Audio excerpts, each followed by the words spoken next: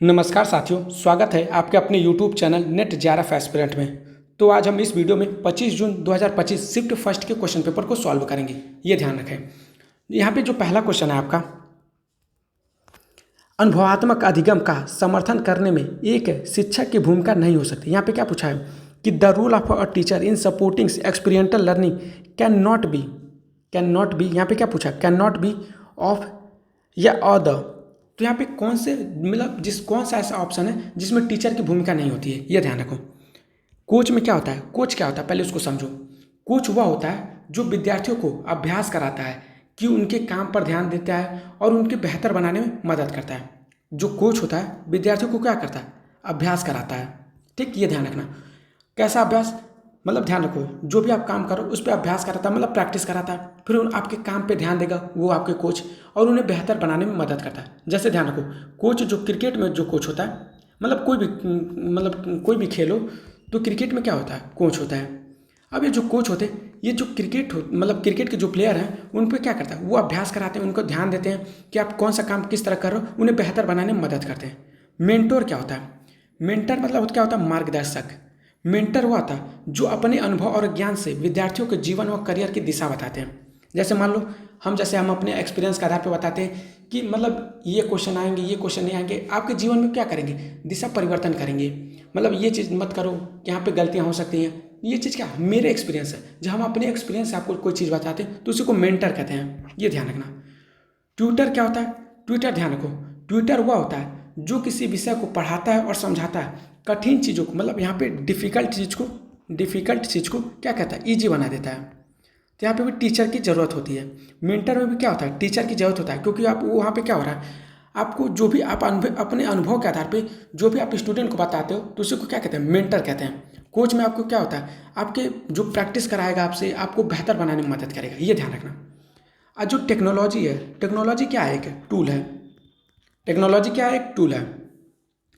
अब टेक्नोलॉजी में क्या होता है, जैसे टेक्नोलॉजी में क्या क्या है, एग्जाम्पल के तौर पे आपके कंप्यूटर आए गए, कंप्यूटर, मोबाइल, इंटरनेट, ये ध्यान रखो। ये सब क्या है, ये टेक्नोलॉजी, यहाँ पे टीचर की ज़रूरत नहीं होती है, ये ध्यान रखना। तो जो आपका ऑप्शन नंबर 4 है वो इनकरेक्ट हो जाएगा। ये नहीं होता है, टीचर की यहाँ पे ज़रूरत नहीं होती है।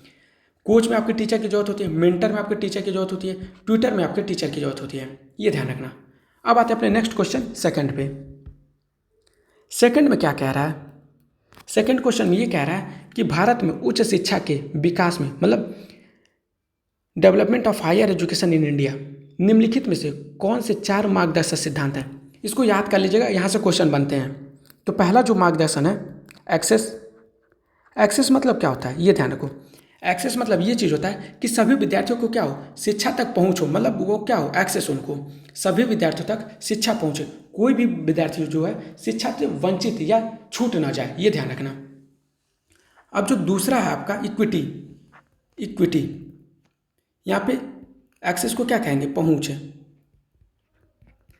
अब दूसरा जो है इक्विटी होता है समानता या न्याय, समानता या न्याय। अब ध्यान रखो, यहाँ पे क्या होगा, किसी भी किसी भी शब्द से, जैसे जाति से या लिंग से या धर्म से या आर्थिक आधार पे आप किसी के साथ भेदभाव मत करो। आप किसी के साथ जब भेदभाव नहीं करोगे तो उसी को क्या कहेंगे, इक्विटी कहेंगे। अब जो तीसरा पॉइंट है क्वालिटी आपको समझ आ रहा होगा कि गुणवत्ता, शिक्षा को एक बेहतर गुणवत्ता के आधार पे बच्चों को बताया जाए या समझाया जाए, गुणवत्ता।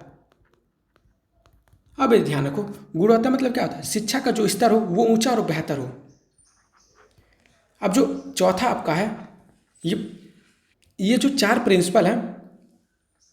प्रिंसिपल हैं, एक्सेस, इक्विटी, क्वालिटी और अकाउंटेबिलिटी। अकाउंटेबिलिटी क्या हो, जवाबदेही। अब इसमें समझो क्या होता है, जवाबदेही क्या होता है कि शिक्षक हो, ठीक ना, जो शिक्षक है वो संस्थान और सरकार के प्रति क्या हो, अपनी जवाबदेही वो बनाए, ठीक ना, ये ध्यान रखना। अगर जवाबदेही ही ना रहे तो फिर कोई भी टीचर हो या कोई भी व्यक्ति हो अपने पद पे कार्य करेगा, अगर जवाबदेही ही ना रहे तो वहाँ पे क्या होगा, वो पद का दुरुपयोग करेगा, ये ध्यान रखना। तो जो पहला ऑप्शन है आपका करेक्ट हो जाएगा, एक्सेस, इक्वलिटी, क्वालिटी, अकाउंटेबिलिटी। अब आते हैं अपने नेक्स्ट क्वेश्चन थर्ड पे। ये रहा थर्ड क्वेश्चन। अब इसमें क्या पूछ रहा है, मानव शिशुओं में ब्लू बेबी रोग या मेथमोग्लोबिनेमिया, ये ध्यान रखना, मेथमोग्लोबिनेमिया, ये ध्यान रखो, का प्रारंभिक से अंतिम तक सही क्रम क्या है। यहाँ पे ब्लू बेबी सिंड्रोम को आप समझो, ब्लू बेबी डिजीज, ये ध्यान रखना, यहाँ पे क्या है, डिजीज है, ठीक ना, ये ध्यान रखो। या इसी को क्या कहेंगे, मेथमोग्लोबिनेमिया, मेथमोग्लोबिनेमिया, ये ध्यान है, इसको याद कर लेना क्योंकि स्टार लगा रहे हैं, ये क्वेश्चन बनते हैं वाटर रिलेटेड डिजीज से। अब ध्यान रखो आप लोग। अब इसका क्या पूछ रहा है, इनिशियल से लेके, मतलब इनिशियल प्रारंभिक स्तर से लेके फाइनल स्टेज जो भी है सीक्वेंस, उसको बताइए आप लोग। तो जो ब्लू बेबी सिंड्रोम है वो पहला स्टेप क्या करेगा, वो बच्चा नाइट्रेट वाला पानी पिएगा। यहाँ पे नाइट्रेट प्रदूषित जल का क्या करेगा, सेवन करेगा, मतलब consumption of nitrate polluted water, nitrate प्रदूषित जल का सेवन। बच्चा क्या करेगा यहाँ पे, अब इसको एकदम आसान में बात समझा दें। बच्चा नाइट्रेट वाला पानी पीता है, ठीक। अब जो दूसरा स्टेप इसका होगा, जब नाइट्रेट वाला पानी पी लेगा बच्चा तो उसको क्या होगा, वो नाइट्रेट शरीर में जब जाएगा तो नाइट्राइट में बदल देगा। नाइट्रेट क्या होता है, नाइट्राइट में बदल जाता है, नाइट्राइट में बदल जाता है, नाइट्राइट में बदल जाता है, बदलता है। अब जो तीसरा इसका स्टेप होगा, अब ध्यान रखो, जो नाइट्राइट है वो Fe2+ को Fe3+ में ऑक्साइड करता है। मतलब नाइट्राइट जो है, नाइट्राइट जो है वो क्या करेगा, Fe2+ को क्या करेगा, वो किस में कन्वर्ट कर देगा, Fe3+ में ऑक्साइड कर देता,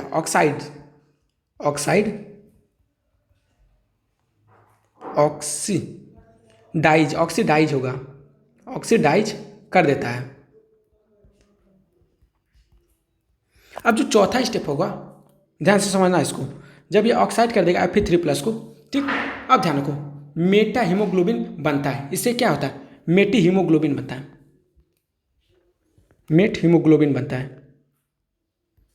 हीमोग्लोबिन बनता है। अब इससे क्या होता है, खून जो ब्लड जो होते हैं वो नीला दिखने लगता है, इसीलिए क्या होता है, जो ब्लड होंगे वो नीला दिखेंगे, ब्लड जो होता है ब्लू हो जाता है। तो इसी को क्या कहेंगे, ब्लू बेबी डिजीज कहेंगे, ब्लू बेबी डिजीज, ये ध्यान रखना। अब इसका जो ऑप्शन होगा आपका, पहला आपका नाइट्रेट प्रदूषित जल का सेवन करेगा, फिर बच्चा उसके बाद क्या होगा, मानव शरीर में जो सूक्ष्म जीव होंगे नाइट्रेट आयनों को नाइट्राइट आयनों में रूपांतरण, मतलब नाइट्रेट को किस में कन्वर्ट करना है, नाइट्राइट में बदलना है, ठीक। अब उसके बाद क्या होता है, नाइट्राइट जो आयन है हीमोग्लोबिन में आयनों को Fe2+ को Fe3+ में क्या करने होते हैं, ऑक्सीकरण करते हैं। फिर उसके बाद क्या बनता है, मेथो हीमोग्लोबिन, यहाँ पे होगा हीमोग्लोबिन, ये ध्यान रखना, नामक असामान्य हीमोग्लोबिन का निर्माण करते हैं। तो पहला आपका CABD, आपका ऑप्शन नंबर सेकंड आपका करेक्ट हो जाएगा। अब आते हैं अपने नेक्स्ट क्वेश्चन 4 पे। नेक्स्ट क्वेश्चन 4, अब इसमें समझो क्या पूछ रहा है, मतलब यहाँ पे मैच द फॉलोइंग पूछ रहा है। तो थ्योरी क्या होती है, मॉडल क्या होता है, सर्वे क्या होता है, मॉडलिंग क्या होता है। अब इस चीज़ को आप समझो, थ्योरी, मॉडल, सर्वे, इसको क्या करना है, मैच द फॉलोइंग करना है। थ्योरी मतलब क्या होता है, एक चीज़ समझो, थ्योरी मतलब ये होता है किसी तथ्य या घटना को समझाने, मतलब किसी तथ्य या घटना को क्या करेंगे, आप समझाएंगे और भविष्यवाणी करने का एक सिद्धांत है। मतलब कोई घटना हो गई तो इस घटना को समझाया जाता है थ्योरी के आधार पे, और फिर क्या होता है, उसको भविष्यवाणी की जाती है उससे, ठीक, ये ध्यान रखना। मॉडल क्या होता है, मॉडल मतलब क्या होता है, किसी सिस्टम का प्रतिनिधित्व करता है, जैसे रिप्रेजेंट करना किसी वस्तु या प्रणाली का जो सरल रूप होता है, जैसे नक्शा हो गया या चार्ट हो गया, ये ध्यान रखना, तो उसी को मॉडल कहते हैं। अब जो सर्वे होता है, यहाँ पे क्या होता है, ये ध्यान रखो, सर्वे क्या करता है, डेटा इकट्ठा करता है, प्रश्नावली के माध्यम से क्या करता है, सर्व मतलब जब भी सर्वे किया जाता है तो यहाँ पे क्या होता है, प्रश्न पूछ के डेटा इकट्ठा किया जाता है ना, तो उसी को क्या कहते, ये डेटा कलेक्शन का काम करता है। जो मॉडलिंग है, मॉडलिंग क्या करता है, गणितीय रूप में समस्या को प्रस्तुत करता है। जैसे कि किसी समस्या को, जैसे शोध समस्या है तो उसको गणितीय मॉडल में दिखाता है, मतलब मैथमेटिकल रूप में, ये ध्यान रखना। तो जो पहला ऑप्शन है आपका, जो पहला वो थ्योरी है उस वो किससे रिलेट करेगा, तो it is a set of systematically inter related proposition that explain and predict. Explain मतलब व्याख्या करता है और उसका प्रेडिक्ट मतलब भविष्यवाणी करता है। किसका, फेनोमिना मतलब किसका, एक घटना का या फैक्ट का। यहाँ पे फैक्ट मतलब तथ्य होता है, एक्सप्लेन मतलब व्याख्या करना, प्रेडिक्ट मतलब क्या होता है, भविष्यवाणी करना। और जो फिनोमिनन मतलब क्या होता है, घटना, फैक्ट मतलब तथ्य होते हैं। तो जो पहला का ऑप्शन थर्ड हो जाएगा। अब यहाँ पे ध्यान रखो, जो पहला का थर्ड लगाएगा, चौथा ऑप्शन आपका यहाँ से करेक्ट हो जाए, क्योंकि ए का थर्ड, बी का पहला लगा रहा है। तो मॉडल मतलब क्या होता है, अब मॉडल अभी जस्ट आपको बताएं कि क्या होता है, कि कोई वस्तु होता है, मतलब कोई वस्तु या प्रणाली क्या है, उसका सरल रूप है, जैसे नक्शा या चार्ट, ये ध्यान रखना। यहाँ पे क्या है, generalise representation of a system या object that constructed to some aspect of the that system या the system as a whole. ठीक, ये ध्यान रखना। सर्वे क्या करता है, यहाँ पे ध्यान रखो, सर्वे जो होता है वो डेटा को कलेक्ट करता है। अभी जस्ट बताएं, it is a data collection technique है। सर्वे क्या, एक रिसर्च टूल है, ठीक, मतलब डेटा कलेक्शन का एक टूल है, ठीक ना। तो यहाँ पे डेटा कलेक्शन टेक्निक है, ये ध्यान रखना। जो मॉडलिंग है ना, वो क्या करता है, research problem represented by mathematical model. Modelling mathematical model है, मॉडलिंग क्या है, मैथमेटिकल मॉडल है, ये चीज़ ध्यान रखना। थ्योरी का जो क्या होता है, थ्योरी का कीवर्ड जो होता है, आप समझो, थ्योरी का जो कीवर्ड होता है वो क्या होता है, व्यवस्थित विचारों का सेट। मतलब यहाँ पे सिस्टमेटिक लिखा है, सिस्टमेटिकली,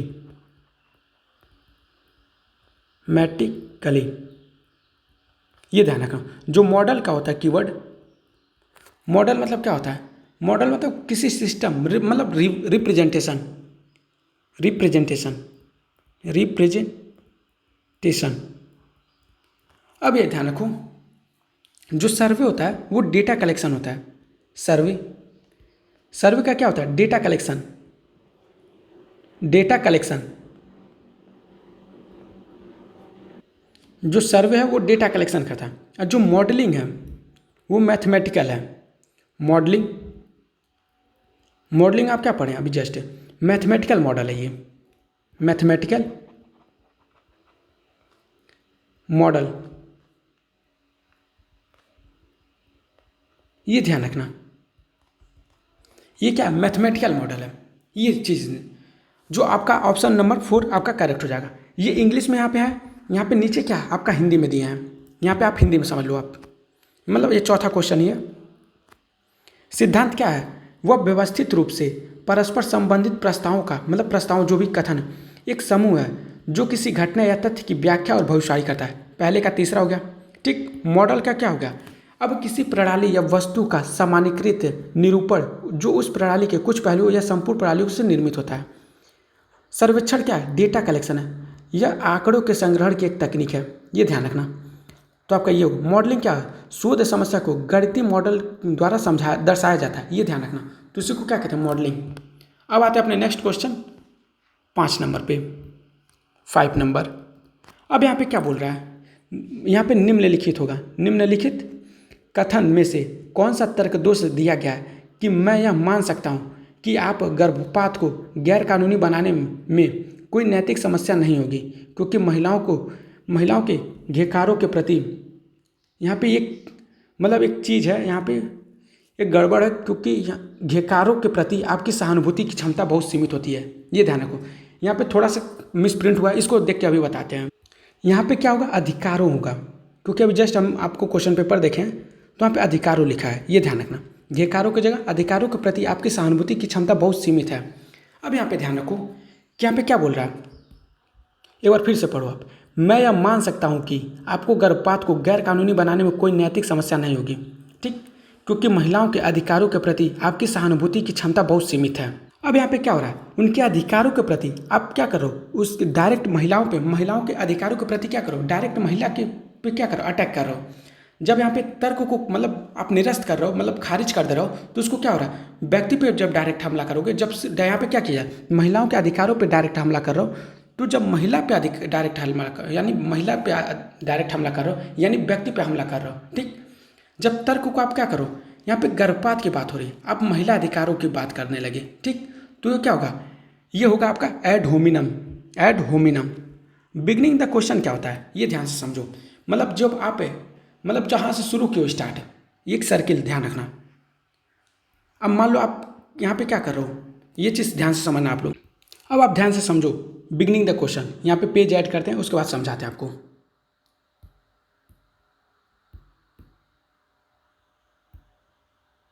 यहाँ पे पेज ऐड करने का चीज़, यहाँ पे पेज टेम्पलेट, और यहाँ पे एक पेज ऐड करते हैं, ठीक। अब यहाँ पे ध्यान से समझो आप।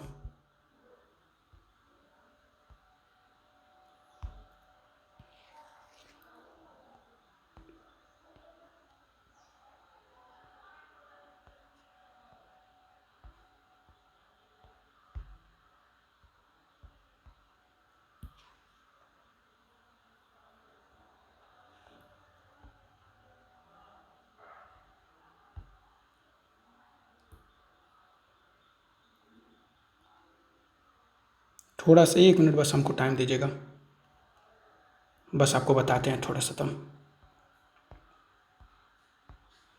एक पेज और ऐड करना पड़ेगा, पेज टेम्पलेट, ये रहा पेज टेम्पलेट, ये रहा पेज। अब आप यहाँ पे एक पहले इसको समझते हैं, एड होमिनम को, ताकि आप एक एक क्लियर होता जाए आपको। अब एड होमिनम क्या होता है, ये चीज़ ध्यान से समझो।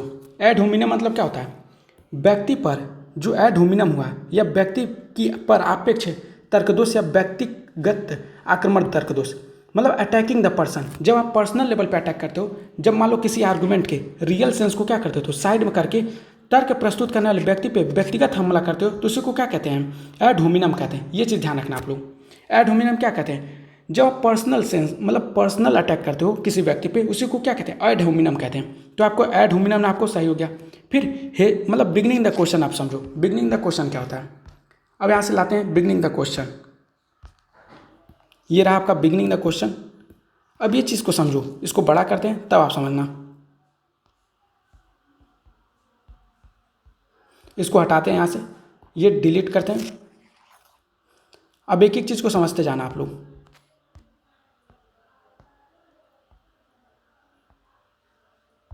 अब हम इसको बिगनिंग द क्वेश्चन को किस किस नाम से जानते हैं, तो इसको सर्कुलर, ये सर्कुलर मतलब argument, petitio principii, assumption the initial thing, मतलब शुरू पे, फिर बिगनिंग द क्वेश्चन। इसको ध्यान से समझना, इसको कई नामों से जानते हैं। यहाँ से जब आप ऑप्शन के थ्रू आप जब सॉल्व करोगे क्वेश्चन पेपर, तो ध्यान रखना यहाँ इससे क्वेश्चन बनेंगे, क्योंकि यहाँ इसके बाहर क्वेश्चन नहीं जाते हैं लगभग इस लॉजिकल रीजनिंग के। तो इस फैलिसी में जहाँ से आप चलते हो फिर आप वहीं पहुँच जाते हो, उसी को क्या कहते हैं, बिगनिंग द क्वेश्चन कहते हैं। जब कोई तर्क खुद को साबित करने के लिए खुद को ही दोहराता रहता है, अर्थात बात को उसी बात से साबित किया जाता है। अब उदाहरण समझो, ईश्वर का अस्तित्व अवश्य होना चाहिए, ये बात पहला जो पहला थिंग है, पहला स्टेज है, ये फर्स्ट स्टेप है। अब ये लास्ट स्टेप में भी क्या कर रहा है, क्योंकि यह ईश्वर का दिव्य कार्य है। लास्ट स्टेप भी क्या बता रहा है, पहले स्टेप का वो क्या आधार है, तुम्हें कैसे पता, क्योंकि अब बाइबल में ऐसा कहा गया, तो मुझे बाइबल पर क्यों विश्वास करना चाहिए। फिर क्या बोला गया, क्योंकि यह ईश्वर का दिव्य कार्य है। तो जो पहला स्टेप बोला है वही लास्ट स्टेप बोला है। तो जब कोई तर्क खुद को साबित करने के लिए खुद को ही दोहराता रहता है, अर्थात बात को उसी बात से साबित किया जा सकता, तो उसी को क्या कहते हैं, बिगनिंग द क्वेश्चन कहते हैं। अब ये चीज़ आप समझ लिए। अब आते हैं अपने नेक्स्ट ऑप्शन पे, यहाँ पे डिलीट करते हैं इसको, जो बिगनिंग द क्वेश्चन, और ये क्या हुआ आपका एड होमिनम। हेस्टी जनरलाइजेशन क्या होता है, मतलब इस चीज़ को समझना आप लोग, हेस्टी जनरलाइजेशन। अब यहाँ से आपको लाते हैं हेस्टी जनरलाइजेशन, ये रहा हेस्टी जनरलाइजेशन। अब यहाँ से इसको कट करके अब यहाँ पे करते हैं हेस्टी जनरलाइजेशन, हेस्टी जनरलाइजेशन। अब हेस्टी जनरलाइजेशन में क्या होता है, मतलब जल्दीबाजी निष्कर्ष निकालना। मतलब आप कोई क्या करो, ये स्कूल है कोई, ठीक। अब यहाँ पे 2 लड़के सिगरेट पी रहे हैं या 2 लड़कियाँ, तो इन 2 लड़कियों के आधार पे आप क्या कर रहे हो, ठीक ना। इन दो लड़कियों या दो लड़कों के आधार पे क्या करो, सारा स्कूल क्या है या सारा जो इस घर के में लोग हैं वो लोग क्या सिगरेट पीते होंगे। तो जब जल्दबाजी में आप कोई निष्कर्ष निकालते हो तो उसी को क्या कहते हैं, हेस्टी जनरलाइजेशन कहते हैं। ये चीज़ ध्यान रखना। जब कोई व्यक्ति बहुत कम उदाहरण देकर उसके आधार पर बड़ा निष्कर्ष निकाल देता है तो उसी को हेस्टी जनरलाइजेशन कहते हैं। अब एक चीज़ ध्यान रखो, एक लास्ट ऑप्शन है आपका, यहाँ से इसको डिलीट करते हैं। अब आते हैं एक लास्ट ऑप्शन पे, स्लिपरी स्लॉप पे। अब इसको आप समझो क्या होता है स्लिपरी स्लॉप। अब एक चीज़ ध्यान रखो यहाँ पे, स्लिपरी स्लॉप में क्या होता है, इसी को चेन आर्गुमेंट कहते हैं।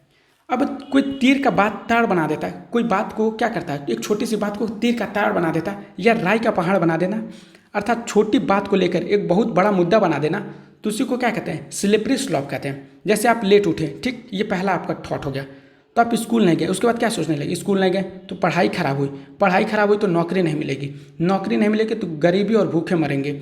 अब उसके बाद क्या होगी, आपकी इज्जत खत्म हो जाएगी। तो ये क्या हुआ, एक छोटी सी बात है, आपका पहला स्टेटमेंट आप क्या है, छोटे से बात को लेके आप क्या किए, राय का तीर का ताड़ बना दिए, राय का पहाड़ बना दिए, तो उसी को क्या कहेंगे, स्लिपरी स्लॉप कहेंगे। ये एक चीज़ ध्यान रखना।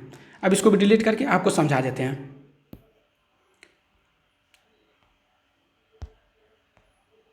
अब यहाँ पे ध्यान रखो, आप यहाँ पे क्या पूछ रहा है, यहाँ पे ये पूछा which fallacy committed in the following statement I can expect that you would not find any moral issue in making abortion in legal since your ability to feel sympathy for the rights of women general is a very limited. तो ये ध्यान रखना, जब personal पे attack होगा तो add hominem कहलाएगा। अब जब कोई बात शुरू करते हो फिर उसी को दोहराते रहते हो तो उसी को बिगनिंग द क्वेश्चन कहेंगे।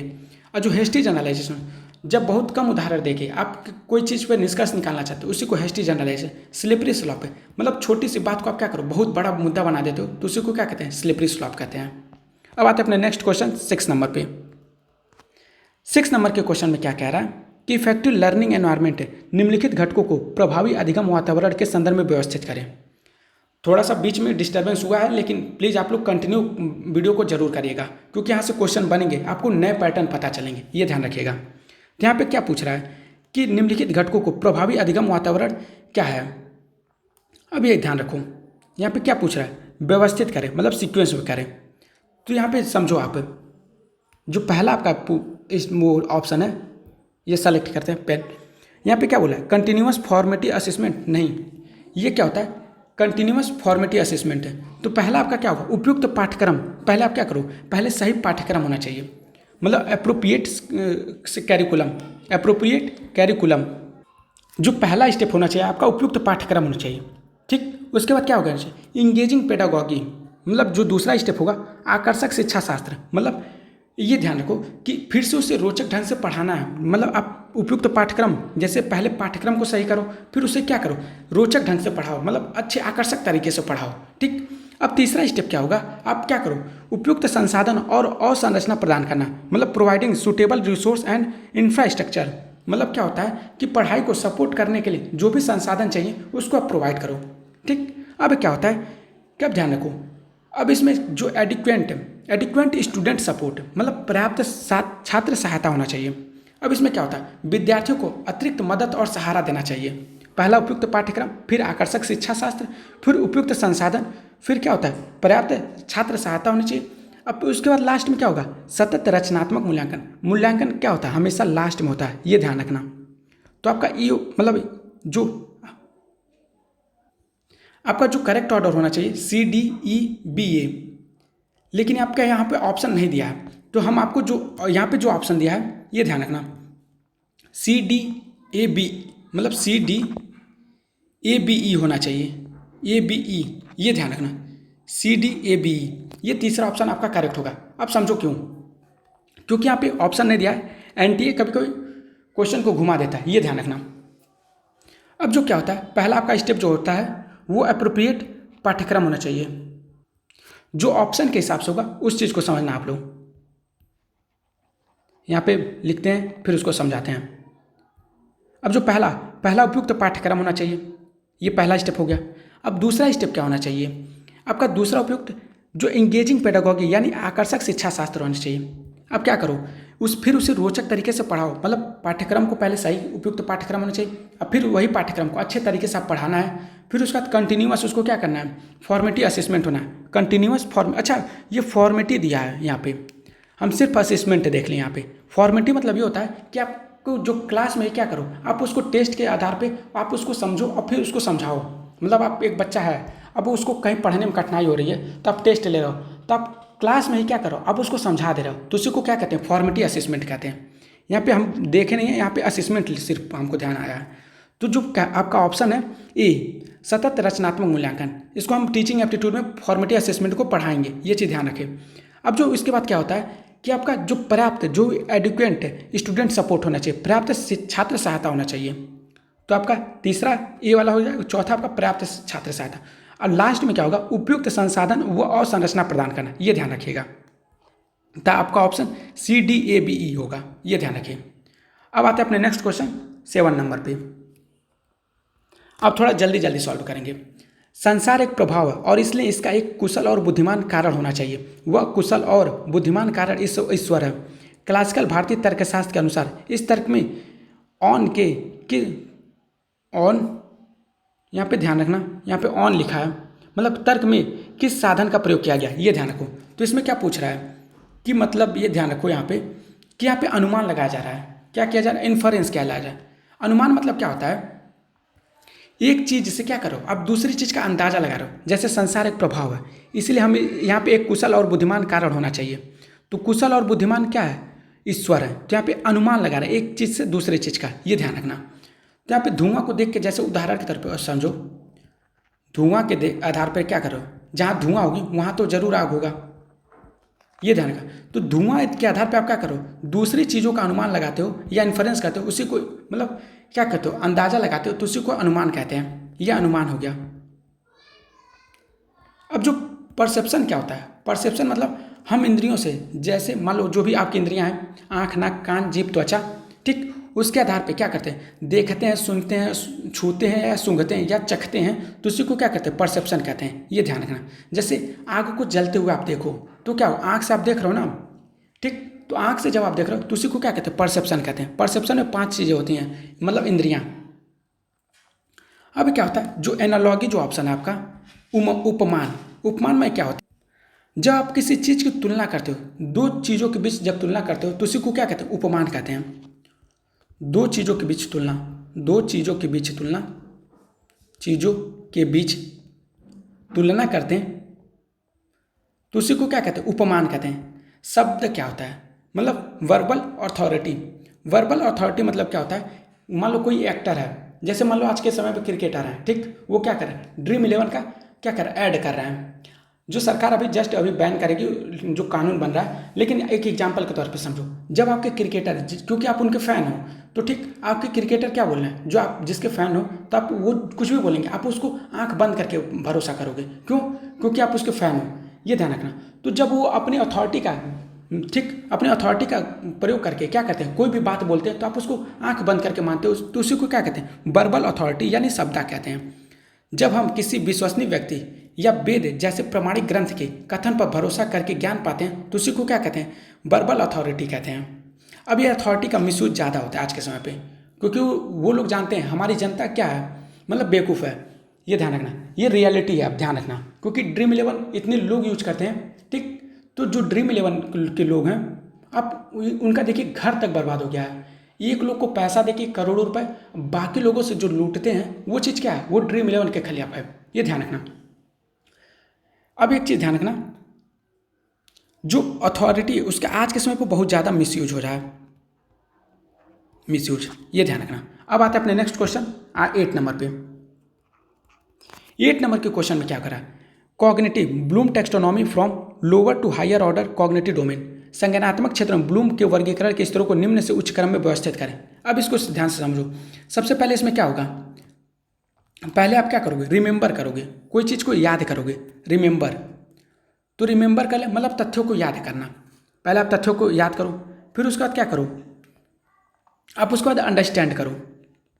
अब उस चीज़ को क्या करो, जो भी आप तथ्य याद किए उसका मतलब निकालना, उसको व्याख्या करना, ठीक। अब उसके बाद क्या होता है कि अप्लाई करो उस चीज़ को, ठीक, ये ध्यान रखना। अब जब अप्लाई आप कर लिए तो उसको क्या करो, एनालाइज करो। एनालाइज के बाद क्या होता है, मूल्यांकन करना होता है।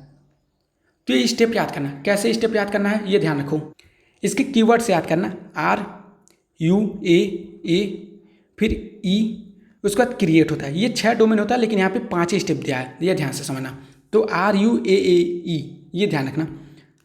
R मतलब remember, U for understand, A for क्या होता है आपका जो अप्लाई होता है, पहले अप्लाई करना है, फिर उसके बाद क्या करना है, एनालाइज करना है। पहले अप्लाई करेंगे, क्योंकि पहले आप अप्लाई करो, फिर उसके बाद विश्लेषण करो, ठीक, ये ध्यान रखना। फिर उसके बाद इवैल्यूएट करो, फिर उसके बाद क्या करो, क्रिएट करो। क्रिएट मतलब होता है नया बनाना, कुछ नया सृजन करना, ठीक, ये चीज़ ध्यान रखना। तो आपका ऑप्शन होगा, आपका क्या होगा ऑप्शन, E होगा, फिर B होगा, फिर उसके बाद क्या होगा, C होगा, फिर उसके बाद आपका A होगा, फिर उसका D होगा। EBCAD ये आपका ऑप्शन नंबर सेकेंड आपका करेक्ट हो जाएगा। अब आते हैं अपने नेक्स्ट क्वेश्चन। ये कौन सा क्वेश्चन नंबर था, 8। ये आते हैं 9 नंबर पे। अब एक चीज़ ध्यान रखो, निम्नलिखित शब्दों को उनके अर्थ के बढ़ते क्रम को व्यवस्थित करें। यहाँ पे इंक्रीजिंग डिनोटेशन लिखा है, हम इंक्रीजिंग डिनोटेशन या decreasing denotation, increasing connotation, decreasing connotation, इसका वीडियो अलग से बना देंगे। बस आप यहाँ पे थोड़ा सा बस समझ लो कि क्या होता है। जो डिनोटेशन होता है वो शब्द का दायरा यानी विस्तार होता है। अब यहाँ पे क्या पूछ रहा है, जो शब्द का दायरा है वो इसको इंक्रीजिंग ऑर्डर में, मतलब छोटे से बड़े की तरफ जाओ आप। तो सबसे छोटा क्या है आपका, एक स्पेसिफिक गेम चेस हो गया, ठीक, एक स्पेसिफिक हो गया, ये स्पेसिफिक खेल है, इसका नाम ही दे दिया। अब ये ध्यान रखो, अब चेस से थोड़ा सा बड़ा कौन सा गेम है, तो broad game, board game, board game, ठीक। अब जो बोर्ड गेम में क्या क्या आते हैं, लूडो आते हैं, कैरम आते हैं, चेस आते हैं, थोड़ा सा बड़ा हुआ कि नहीं, ये कैटेगरी गेम है हो गया। अब इसके बाद क्या होता है, जो स्पोर्ट होता है, स्पोर्ट में आपके बहुत सारे गेम आ जाएंगे, इंडोर आउटडोर स्पोर्ट्स। स्पोर्ट्स में कौन आएंगे, इंडोर जो एक रूम के अंदर होता है, आउटडोर जैसे आपका ये क्रिकेट होता है या फुटबॉल होता है, ये ध्यान रखना। इंडोर और प्लस आउटडोर दोनों गेम आ जाते हैं। अब जो इंडोर गेम होता है, लास्ट में क्या किया है, इंडोर गेम, इंडोर गेम। अब इसको ध्यान से समझो आप। अब क्या होता है, जो स्पोर्ट है सबसे बड़ा गेम है, क्योंकि यहाँ पे जो स्पोर्ट है ध्यान रखना, क्योंकि इंडोर गेम पहले आएगा, इंडोर गेम। इंडोर गेम आपका अंदर का गेम हो गया, ठीक। इसमें सिर्फ क्या होता है, घर के अंदर जो खेला जाता है। तो ये कौन सा, चेस एक इंडोर गेम हो गया। आपका ब्रॉड गेम क्या हो गया, कैटेगरी हो गया, जिसमें क्या होता है, अब इसमें कई खेला जाएंगे, जैसे लूडो हो गया, चेस हो गया, आपका कैरम हो गया। इंडोर गेम में ये सब आ गया, क्योंकि इससे थोड़ा सा बड़ा स्पोर्ट सबसे बड़ा है आपका। स्पोर्ट में सभी गेम आ जाते हैं, इसमें इंडोर आउटडोर दोनों आ जाते हैं। तो पहला आपका A B फिर D और इसके बाद C, ABDC, ये ध्यान रखना। ऑप्शन नंबर 4 आपका करेक्ट हो जाएगा। इंक्रीजिंग डिनोटेशन में क्या होता है, बढ़ते हुए, मतलब छोटे से बड़े की तरफ ले जाना। डिनोटेशन मतलब क्या होता है, शब्द का जो दायरा है वो बढ़ता रहे, ठीक, ये ध्यान रखना। यहाँ पे अगर डिक्रीजिंग लग जाता तो यहाँ पे क्या करते हैं, सबसे पहले हम स्पोर्ट्स पे लिखते हैं, फिर उसके बाद इंडोर गेम को लिखते हैं, फिर बोर्ड गेम को, फिर चेस गेम को, ये ध्यान रखना। ये इंपॉर्टेंट क्वेश्चन है, यहाँ से क्वेश्चन इस टाइम ट्रेंड एनटीए का ट्रेंडिंग टॉपिक है, ये ध्यान रखना। अब आता है अपने नेक्स्ट क्वेश्चन, यहाँ पे कौन सा था, ये 9। अब आते हैं 10 क्वेश्चन पे। 10 क्वेश्चन पे क्या होता है, अब यहाँ पे एक एक चीज़ को ध्यान से समझना आपको। ये जो MCIR होता है, OCR या OMR और बारकोड रीडर, इस चीज़ को यहाँ पे फुल फॉर्म पे पूछता है इसका। तो फुल फॉर्म पहले आप समझ लो, उसके बाद हम समझाते हैं। जो आपका MICR होता है, MICR, तो MICR क्या होता है, मैग्नेटिक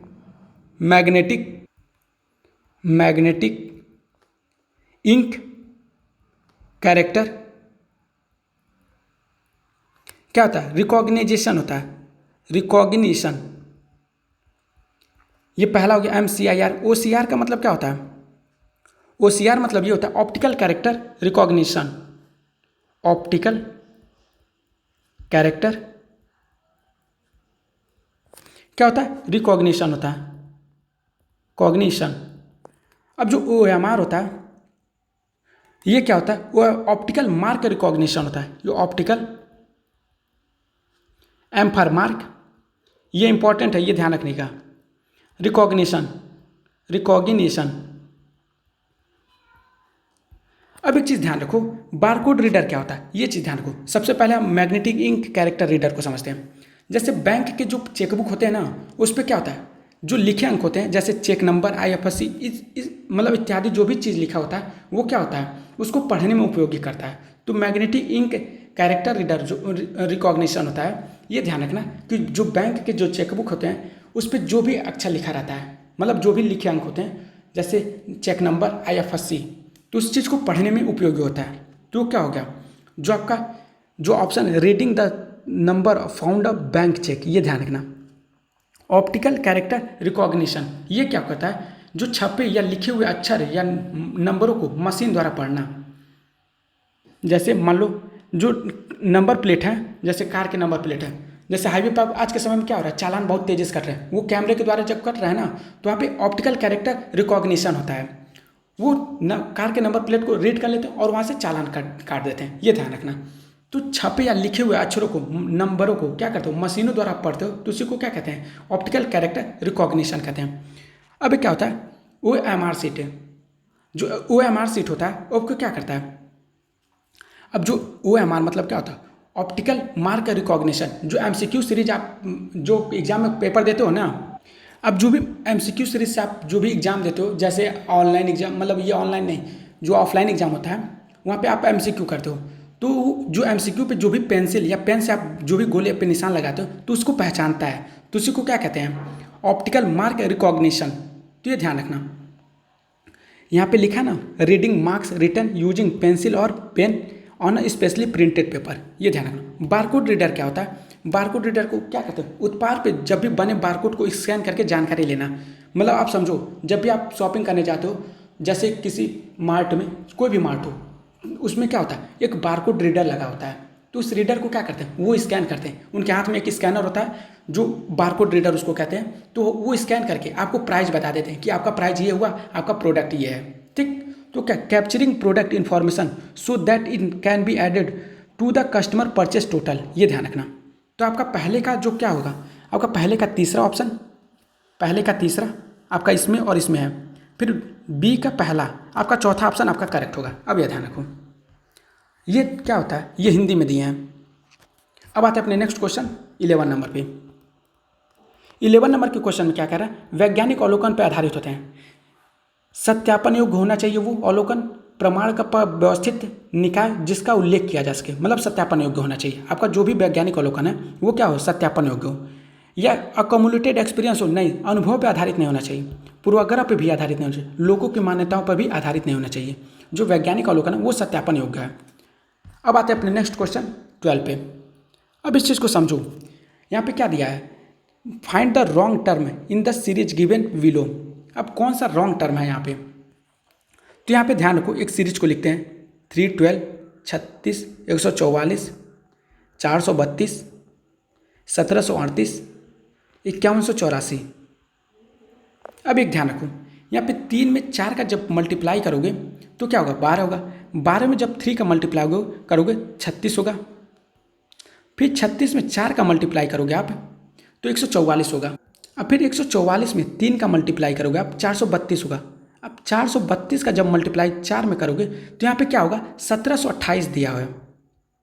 ये 1728 होना चाहिए, ये मिस प्रिंट हो गया होगा, मतलब NTA एग्जाम में ऐसे ही दिया है, क्योंकि 1738 दिया है, लेकिन यहाँ पे 1728 होना चाहिए। अब एक ध्यान रखो,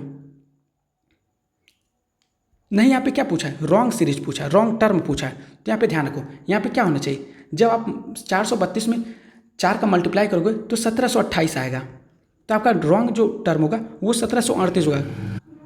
और इसके बाद 5184, जब 1728 में आप मल्टीप्लाई 3 का करोगे तो 5184 आएगा। तो यहाँ पे जो रॉन्ग टर्म आपका दिया है 1738 दिया है, क्योंकि यहाँ पे 1728 होना चाहिए, 1728, क्योंकि सीरीज में रॉन्ग पूछा है, नेक्स्ट नहीं पूछा है, सीरीज में कौन सा रॉन्ग टर्म है, तो 1738 होगा, क्योंकि यहाँ पे 1728 होना चाहिए। अब आते हैं अपने नेक्स्ट क्वेश्चन, ये कौन सा क्वेश्चन नंबर है, 12। अब आते हैं 13 नंबर पे। 13 नंबर के क्वेश्चन में क्या कह रहा है कि निम्नलिखित में से किसी स्व उत्पन्न प्रतिपुष्टि नहीं माना जाता है। अब ध्यान रखो, सेल्फ जनरेटेड फीडबैक क्या होता है। सेल्फ जनरेटेड फीडबैक वह फीडबैक है जो विद्यार्थी क्या करता है, खुद अपने सीखने की प्रक्रिया में पैदा करता है। ठीक, अब मान लो कोई क्या करता है, अब अश्योरेंस दे दिया, मतलब आश्वासन देते थे, किसी और से दिलासा सपोर्ट देना ये खुद से नहीं होता है। तो कौन सा नहीं पूछा, तो पहला नहीं है। ठीक, पूर्वावलोकन मतलब खुद आगे से सामग्री देखना या जांचना, ये क्या होता है, पूर्वावलोकन कर लियो तो क्या होता है, वो खुद से किया यहाँ पे। ठीक, रिट्रैक्टिंग मतलब पुनः अनुरेखण। रिट्रेसिंग क्या कहता है, मतलब दोबारा देखता हो, आप क्या करते हो, रिट्रेस करते हो, दोबारा देखना है, गलतियों को ट्रैक करना। तो ये भी क्या होता है, सेल्फ जनरेटेड फीडबैक है। अवलोकन मतलब खुद देखना है, परखना, ये भी क्या है, सेल्फ जनरेटेड है। लेकिन आश्वासन जो होता है वो दूसरा कोई देता है कि बढ़िया कर रहे हो, ये कर रहे हो, अच्छा कर रहे हो, ये क्या होता है, दूसरों के द्वारा दिया गया आश्वासन है। खुद तो आश्वासन आप कभी नहीं दोगे। ठीक, ये ध्यान रखना। अब आते हैं अपने नेक्स्ट क्वेश्चन।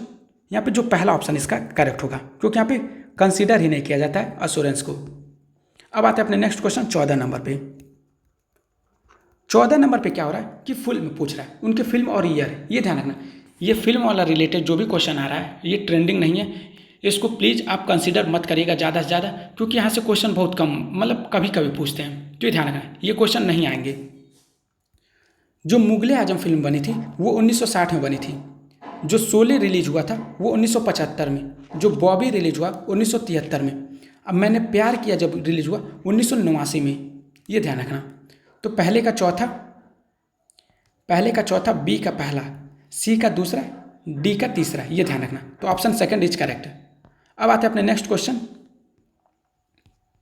ये कौन सा 14, ये 15 है। AICT का फुल फॉर्म पूछ रहा है। तो AICT का पूर्ण रूप क्या, all India council for technical education. आपका सेकंड ऑप्शन इज करेक्ट। ये जो AICT है वो 1945 में आया था, ये ध्यान रखना, 1945। अब जो नेक्स्ट क्वेश्चन है आपका 16 नंबर आप ध्यान से समझना।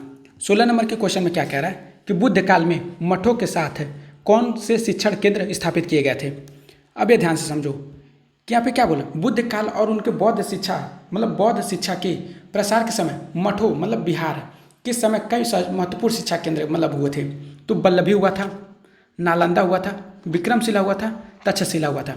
तक्षशिला पहला, दूसरा, तीसरा, ये चौथा। हम लोग ये पढ़े थे ना जब एंशिएंट यूनिवर्सिटी पढ़ रहे थे, तो उसको ध्यान रखना। तो यहाँ से जो पहला, दूसरा मतलब ACDE ये क्या है आपके करेक्ट हैं। अब आते हैं अपने नेक्स्ट क्वेश्चन। ये कौन सा क्वेश्चन नंबर 16, यहाँ पे एक 17 क्वेश्चन नंबर। अब यहाँ पे ध्यान रखो, यहाँ पे क्या बोला, विभिन्न डेटाबेस x और y के लिए x और y के बीच सहसंबंध गुणांक तथा और r और x y का मानक विचलन, ये जो x y और 8 से d दिए गए हैं। तो प्रत्येक डेटाबेस के लिए x और y के बीच सहप्रसरण का अनुमान लगा और आरोही क्रम में मतलब असेंडिंग ऑर्डर मतलब बढ़ते हुए क्रम में, पहले छोटे से लेके बड़े की तरफ। तो यहाँ पे जो पहला ऑप्शन आपका है A, ये ध्यान रखो, r क्या दिया है 0.5। ठीक, x क्या दिया है, ये 0 मतलब 8 दिया है, और s जो है y में क्या दिया है वो 10 दिया है। अब इस तीनों को मल्टीप्लाई कर दो, इसका जो फॉर्मूला है वो मल्टीप्लाई करने वाला है। तो 0.5 गुणे 8 गुणे 10, तो 8 में और जब 5 का मल्टीप्लाई करोगे तो आपका क्या आएगा 4.0 आएगा इंटू 10 आएगा। तो 10 में 4 का जब गुणा करोगे तो 40 आएगा, पहला आपका ऑप्शन। अब बी का क्या करो, इसी तरफ बी में भी क्या दिया 4 divide by 7, 4 divide by 7 into 7 into 9, तो 7 से 7 कट गया। अब क्या करो 9 चौको 36, ये आपका बी वाला ऑप्शन है। सी वाले में ध्यान रखो कि सी वाले में 7 दिया है, मल्टीप्लाई 12 दिया है, अब मल्टीप्लाई 5 दिया है, मतलब यहाँ पे 7 नहीं दिया 0.7 दिया है, ये ध्यान रखो। तो जब 0.7 दिया है ये चीज़ ध्यान, तो ये कितना आएगा मल्टीप्लाई करने पे ये 42 आएगा, ये ध्यान रखना। अब ध्यान रखो जो डी है ऑप्शन 19 डिवाइड बाई क्या है 42, 19 डिवाइड बाई 42 गुणे कितना है 14 और 6, 14 गुणे 6। अब इसको जब डिवाइड करोगे तो आपको कितना मिलेगा, आपको 38 मिलेगा, ये ध्यान रखना। नंबर में देखने में लग रहा है कि ये सबसे ज़्यादा नंबर होगा, लेकिन ध्यान रखो यहाँ पे मतलब लगभग कम है सेकंड नंबर पे। अब ध्यान से समझो ये कैसे, 14 से जब डिवाइड करोगे 3 से जब डिवाइड करो 2, तो 19 में जब 2 का मतलब मल्टीप्लाई करोगे तो कितना आएगा, 38 आएगा। अब इसको किस में बोला, असेंडिंग ऑर्डर में लगाना है। अब ध्यान से समझो, असेंडिंग ऑर्डर सबसे पहले छोटे को लिखेंगे यानी बी, फिर उसका 38 यानी डी, ये डी, फिर उसका 40 यानी ए, फिर उसका कौन सा, उसका 42 यानी सी। तो बी डी ए सी कौन सा है, बी डी ए सी, आपका ऑप्शन थर्ड इज करेक्ट। यहाँ पे आपको कितने क्वेश्चन, 17 क्वेश्चन सॉल्व करा दिए गए हैं। तो प्लीज़ आप वीडियो को ध्यान से समझिएगा और पढ़िएगा। अगर आपको ये वीडियो पसंद आए तो प्लीज़ वीडियो को लाइक करेगा, चैनल को सब्सक्राइब करेगा और अपना कमेंट सेक्शन में जरूर करें। इसका जो नेक्स्ट पार्ट है वो कल आएगी, ये ध्यान रखिएगा। धन्यवाद।